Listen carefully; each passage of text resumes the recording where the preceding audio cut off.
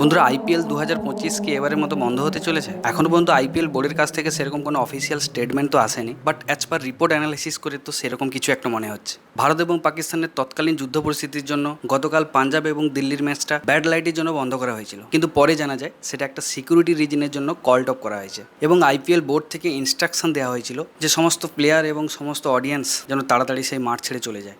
বন্ধুরা, as per report অনুযায়ী যেটা বোঝা যাচ্ছে, the IPL game between Punjab Kings and the Delhi Capital on Thursday was abandoned midway due to air raid alerts in the neighbor cities of Jammu and Pathankot, casting of cloud uncertainty over the remainder of the tournament.